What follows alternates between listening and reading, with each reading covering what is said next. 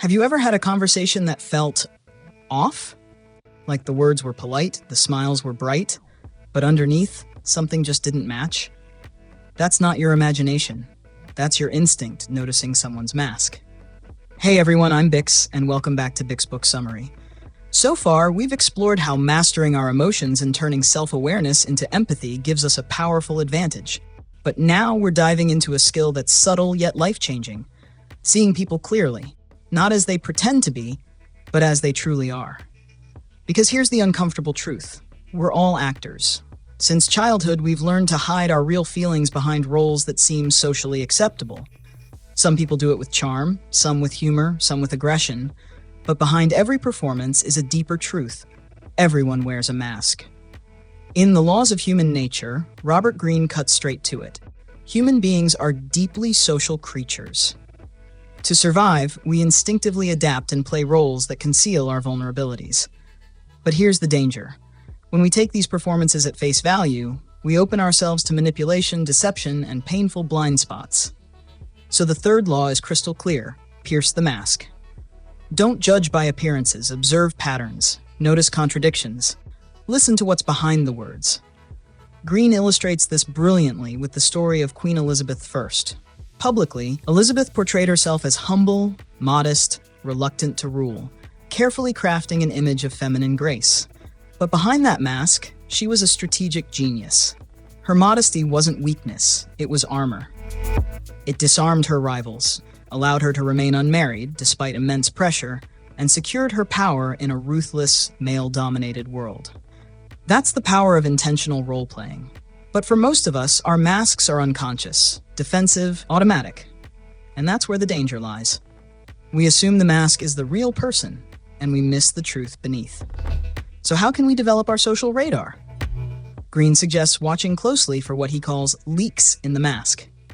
Because no matter how polished someone is, nobody can keep up the act perfectly forever.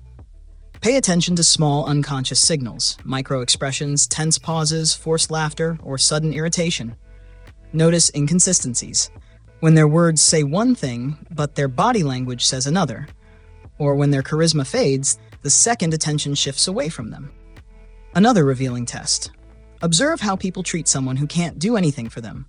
The waiter, the receptionist, someone who has no power to advance their interests. Often, that's when the mask slips, even just slightly. But here's the twist, and it's one of my favorite insights from Greene. This law isn't only about understanding others, it's about understanding yourself. Think about it. What mask are you wearing? Are you the people pleaser?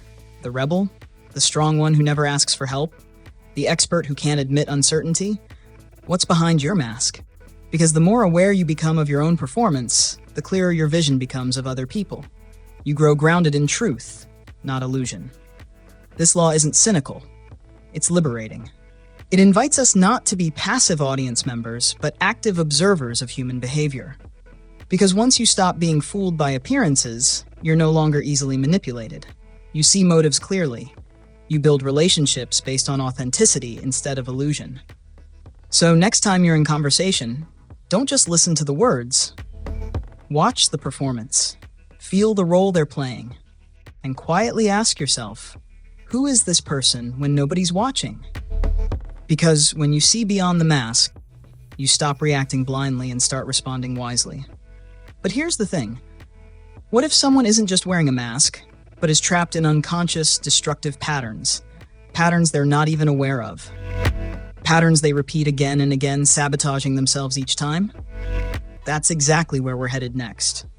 In the next episode, we'll unpack the law of compulsive behavior, why people keep making the same mistake, and how you can finally break the loop. If this journey speaks to you, don't forget to hit subscribe, drop a like, and let me know in the comments. What's one mask you've worn that no longer fits who you truly are? Until next time, stay awake, stay aware, and as always, keep growing. See you in the next one.